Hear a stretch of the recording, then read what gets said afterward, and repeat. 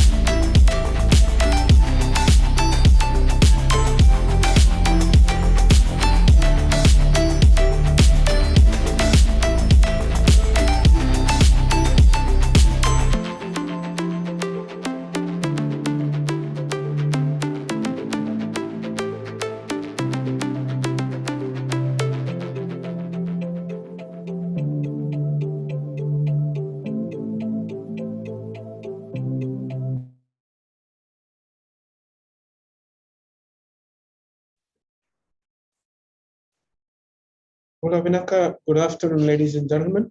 Thank you very much for joining us at this important webinar. And I know it's Friday afternoon, so we'll try to make it as informative as possible.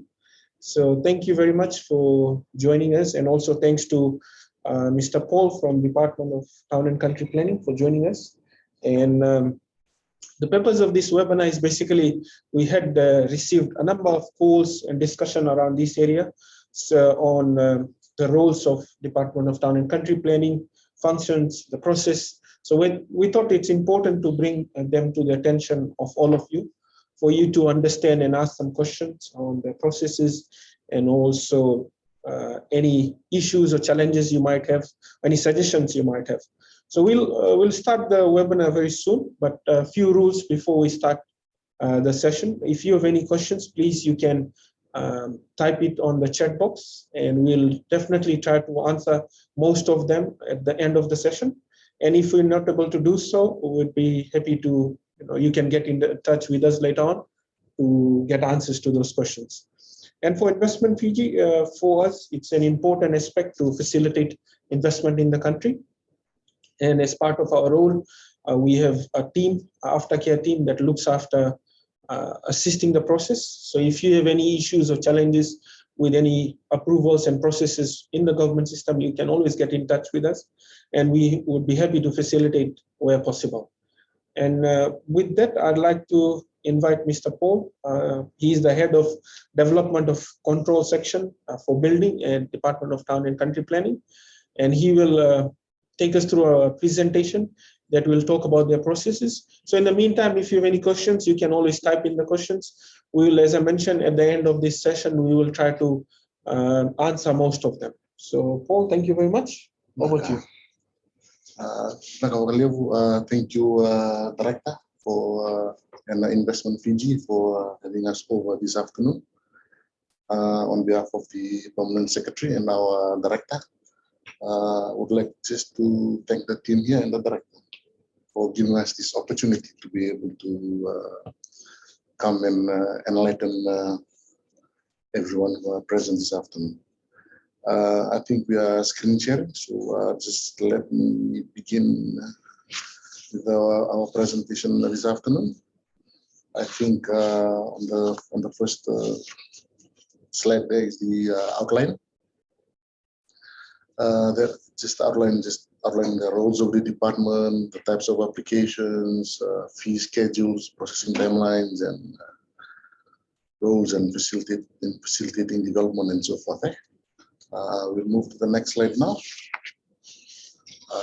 The role of the Department of Town and Country Planning. Basically, the Department of Town and Country Planning oversees all land development above the high water mark. And its two main functions are strategic planning and development assessments.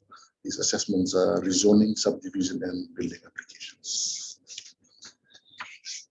Our guiding legislations are basically we have the Town Planning Act Cap 139, Subdivision of Land Act Cap 140, and also we work very closely with the EMA Act of 2005. Types of applications processed by DTCP. We have three basic types of applications that we process. Basically, we have rezoning applications, subdivision applications, and building applications. Next slide is on the general application processes. Basically, from the point of lodgement, the time it reaches DTCP, and if it needs to be referred to stakeholders, it goes out to the stakeholders, to the assessment process, and then right down to when the decision is relayed back to the applicant through the municipal council. For processing timelines, for rezoning applications, we have a 45 working days turnaround time. For the subdivision applications, subdivision of lands applications, we have a 30 working days turnaround timeline. And For building applications, we have 20 working days turnaround time. And for major developments, it's we try to clear it within 5 working days. And excuse me. The next slide is basically the schedule of fees. Basically, the type of the fees that you need to pay is based on the value of the development that you are proposing. Yeah? Sorry, Paul, while you're presenting, maybe just on the questions, if we can see the questions, so it's easy to understand if everybody is able to hear us properly. All right. So continue. Sorry, continue. Yeah. So as I had mentioned, the fees as such depends on the value of a development or whatever you are proposing. Our fees are very minimal. If you have a look at the schedule, not exceeding 50,000, the fees are $21.32, and exceeding 10,000, it's only $3,875. So anything beyond that, even if it goes to 10,000, 10 million, 100 million, or even 200 million, you still pay the same fees. And the next one is for outline applications. Excuse me. For outline application, basically the fees are the same. Fees vary from a minimum of $10.66 to developments exceeding 10 million, and the fees is $1,937. So if you see, we have very minimal fees. For our subdivision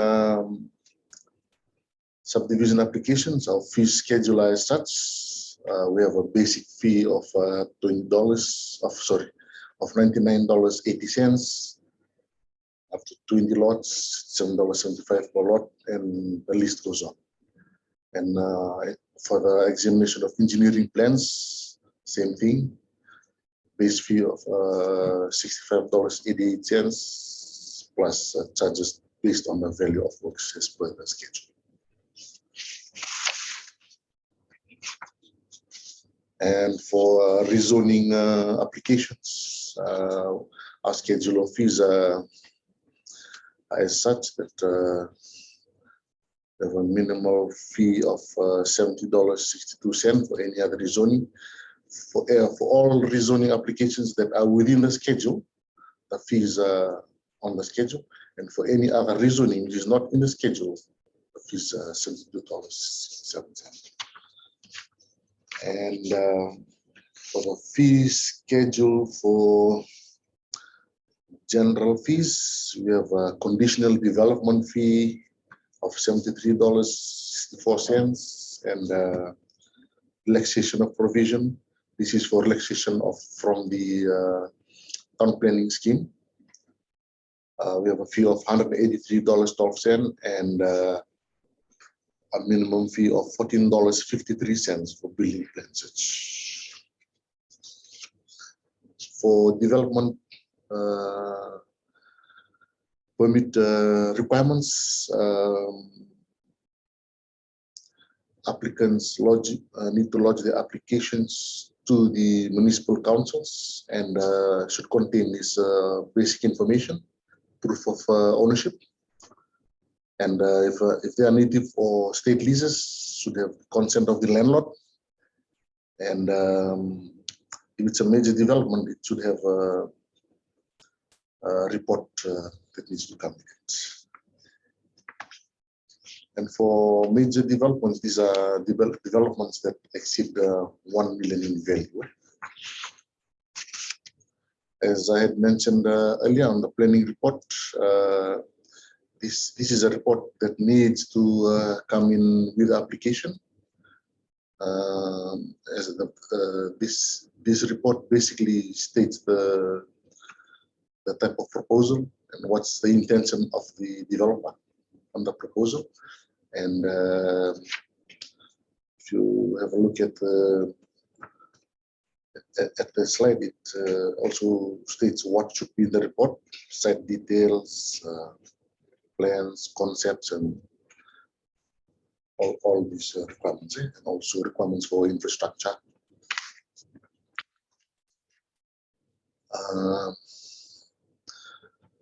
As for stakeholder consultation, if and when the director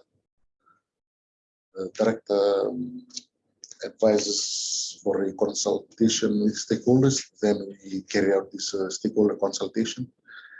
And if you have a list, look at the list below. These are some of the stakeholders that we deal with on almost an everyday basis. You will have categories down on the list. Land administration. This is basically dealing with TLTB, Director of Lands, individual land owners with titles of freehold lands, titles office, state foreshore.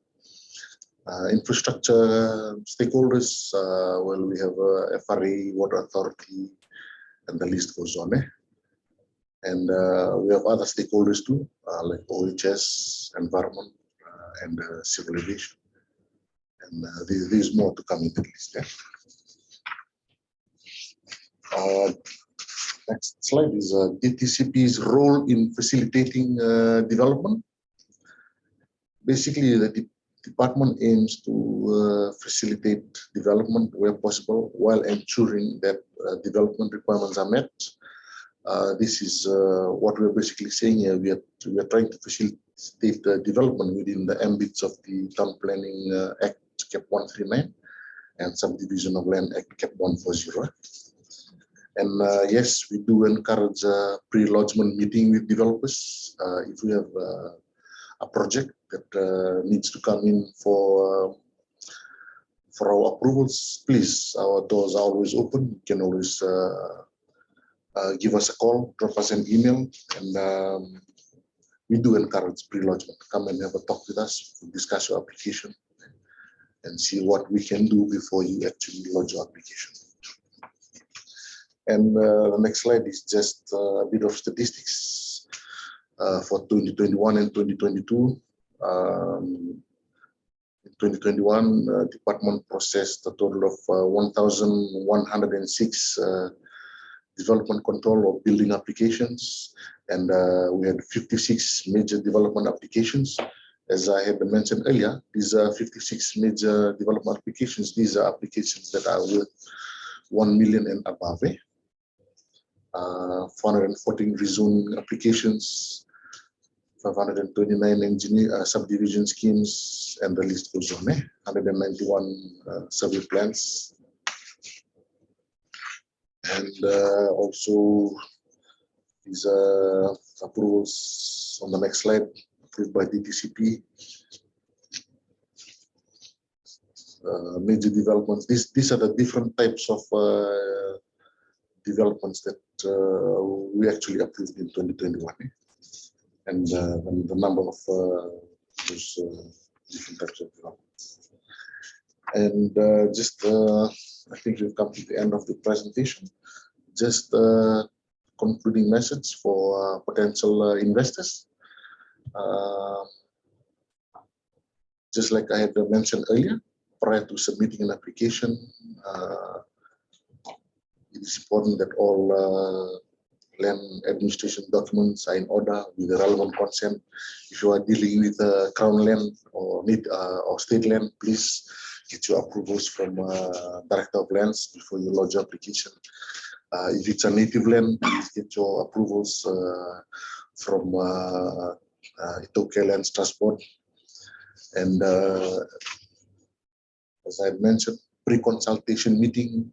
We always encourage pre-consultation meeting, especially if we have big projects in the pipeline. Please do come in and see us.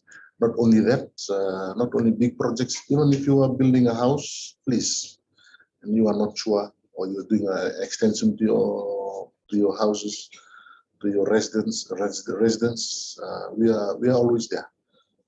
Just come in and see us, or you can give us a call or email us. And for major relaxation, lastly, for major relaxation, what we will require from you is to at least, if it's regarding infrastructure development, at least try to get the consent from the relevant agencies that are overseeing the infrastructure. I think that's about all I have for you this afternoon. Thank you very much. Thank you, Paul, for that presentation. Obviously, we'll take some questions, and I guess if you need any clarification on any of you think on the slide, I guess some people were not able to maybe get an idea, but we'll still have time, a lot of time, I think, to discuss. But I think I'll start with some of the questions. And please, if you, our audience here, if you haven't really got some of the things, you let us know. We'll go back and discuss that. So I think pre-lodgement meetings are very important. So who do the people see in terms of pre-lodgement? Is there any contact, or they can just get in touch with the department? How do they facilitate that? For pre-lodgement, they can always get in touch with the department. You can always call the relevant sections that your application will end up with. For example, if it's a building application, you can always call me, call us, call our staff in the office. Or if it's a rezoning application, you can always call the head of section or rezoning or one of their staff. Or even if it's a subdivision application. Or if you don't have an idea where your application is going, just drop us a line. You can always call anyone in the office and we will direct you to the right section. That will be able to facilitate you. Yeah. Okay. I think Vinay and Melvin had a question on the presentation. So Vinay and Melvin, don't worry, we'll send you the soft copy of the presentation through your email. Have a look. If you think anything particular you are keen on to, you can always, we can connect with you, and I'm sure Paul is going to give you the answers. So we'll definitely share with everyone the slides.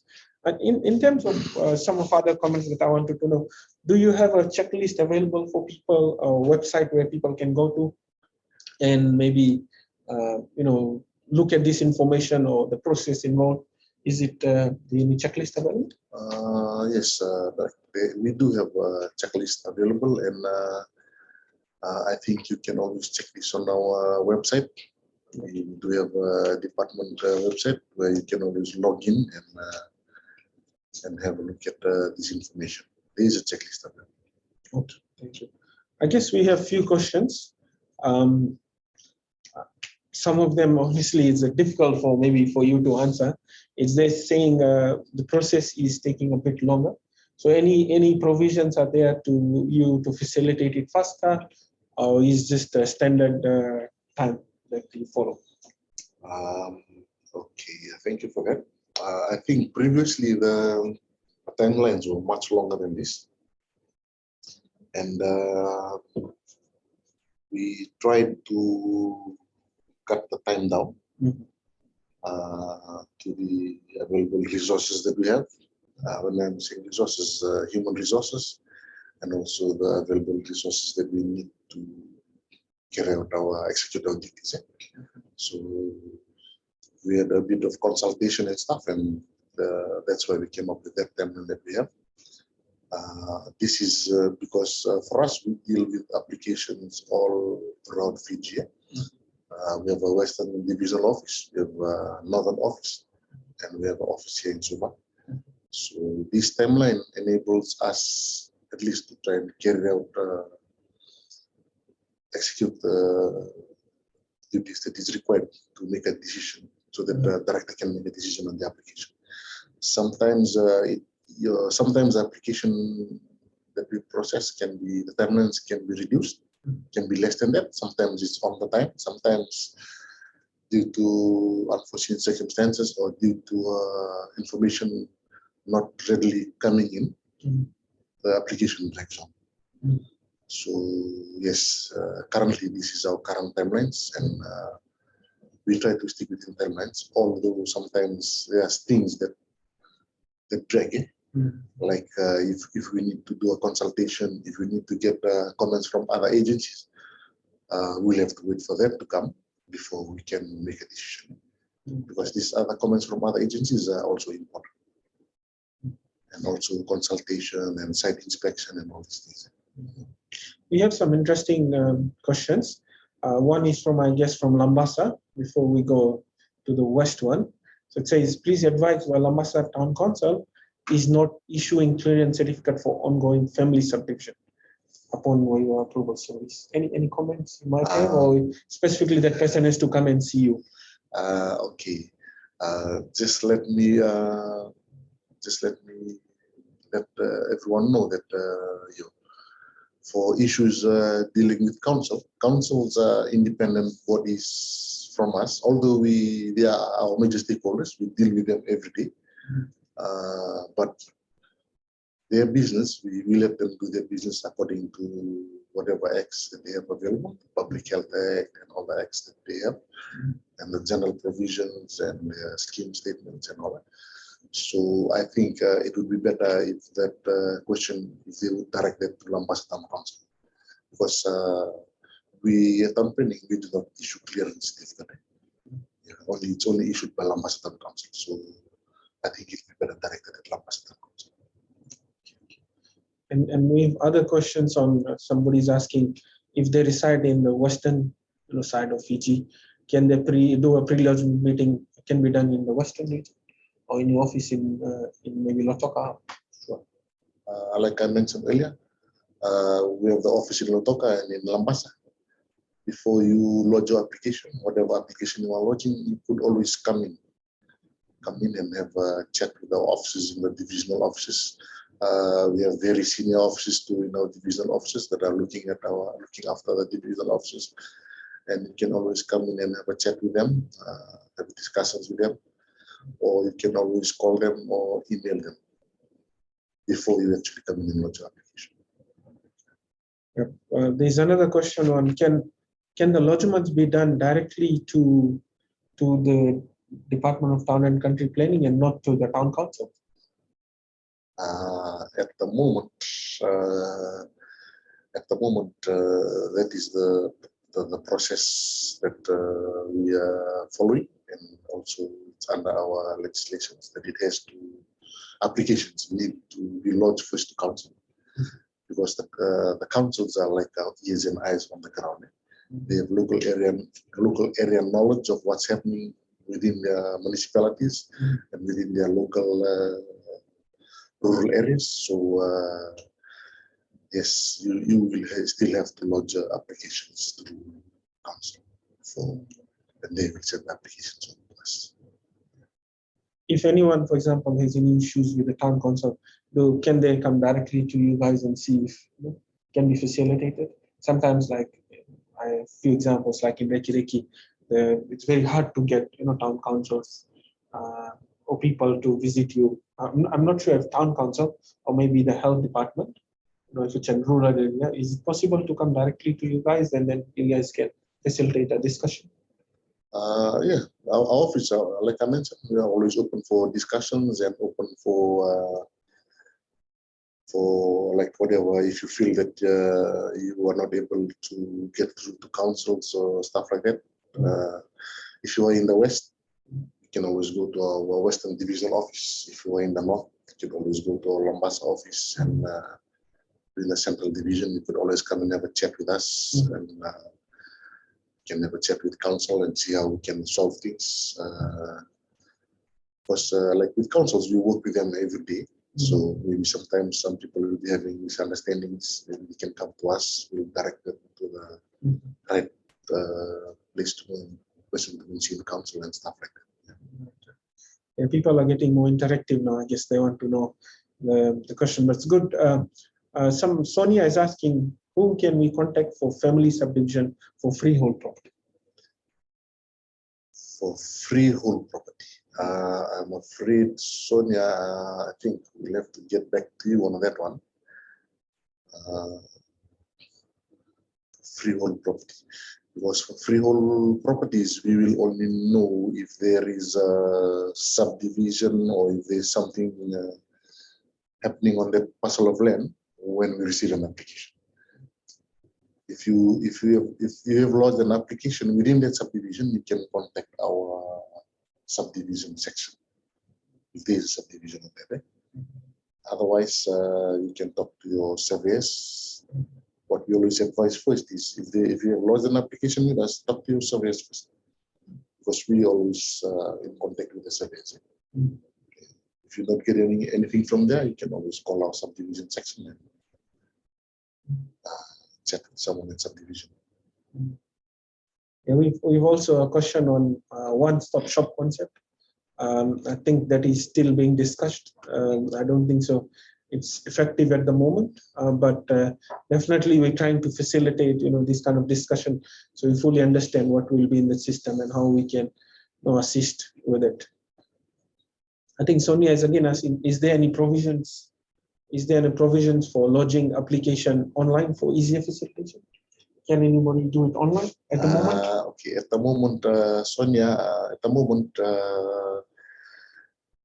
you still have to lodge applications physically through councils. Online, we are working towards, our director and our team are working towards getting applications lodged online. But it's still work in progress at the moment. And answer to that, at the moment, no, you still have to lodge physically through councils. Thanks. So in terms of, I guess, pre-lodgement meeting is an important aspect of the discussion, because I guess if you discuss early with with your team and understand what the processes are or the procedures are, it will be easier when you lodge it. Yes, that's very true. I guess with anything, if you come in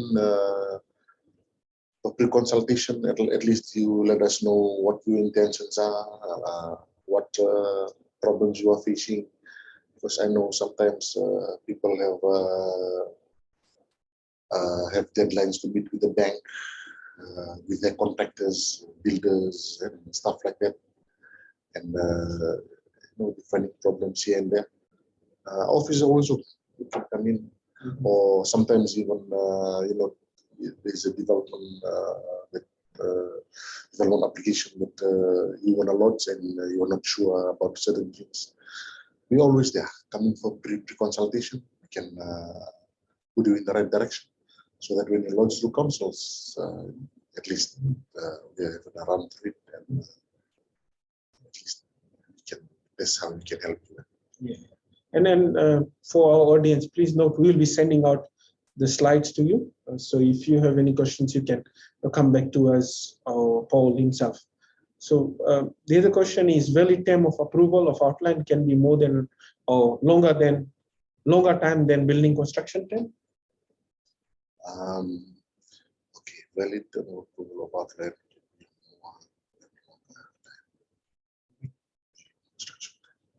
Okay, usually we give a timeline of validity for 2 years for building construction, and this can be renewed.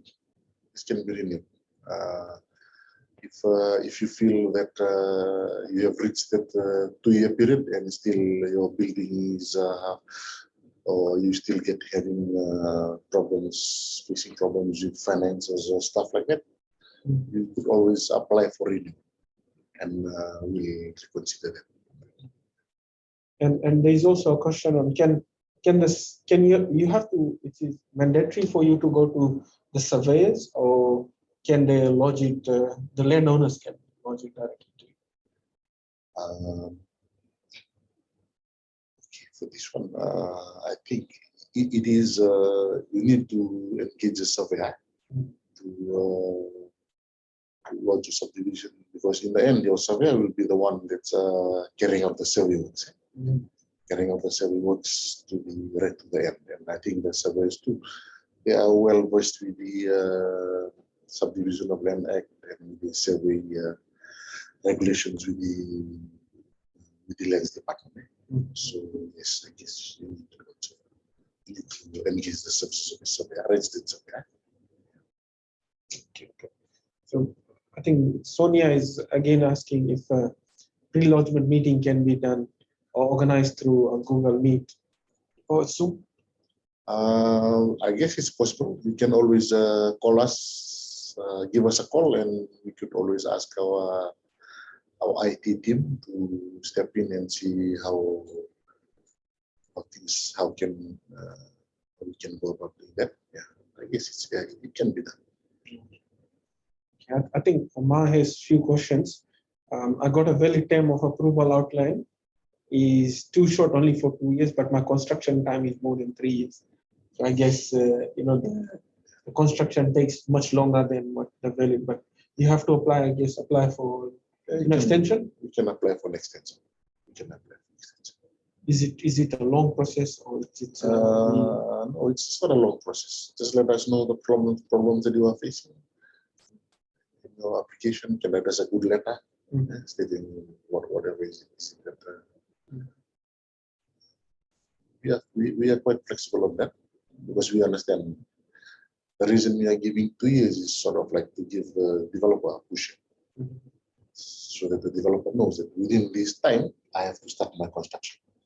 Because if we give them a longer timeline, sometimes some developers they sit back again, take the time. So in order to facilitate also from that stage from approval to construction, and also it's within our act.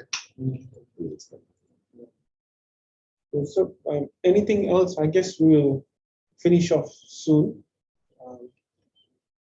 And we will, to our audience, we'll be sharing you the presentation. And please, as I mentioned, if you have any questions, it's a difficult topic, and I know the department is working hard to really solve with the resources they have, the issues and challenges. We do hear a lot of challenges from people, so we understand both sides of the coin, and we'll be happy to facilitate any discussion you have, any challenges you have. You can get in touch with us, and anything, Paul, you want to maybe tell our audience, anything when doing a building or constructing something or being a major developer is important, they should be aware. First of all, I think like the director has mentioned, like I've mentioned a few times, before you actually do any construction, I would suggest you give us a call or call one of the nearest municipal councils, walk into the office, have a chat with them. Even right down to building a fence. A fence is considered a development. I think most people don't know that. They think that you can just go and build a fence. If you're not sure about the requirements, the municipal council offices are always open, and our offices are open for that. If you cannot come in, give us a call. Drop us an email. Afterwards, also come in for pre-consultation. Thanks, Paul, and thank you very much, everyone, for joining us. The whole purpose of this discussion was to just, try to bring some of the processes and to bring the experts for you to understand what their challenges and how do they see things. And definitely we'll be bringing much more to this. We can have other sessions. We'll be bringing also other departments in, just for you to understand what the processes are. And we will send you the presentation. If you have any questions, you can get in touch with the email address that will be sending you the presentation. We've got all your details. So thank you very much for joining us, and have a blessed weekend.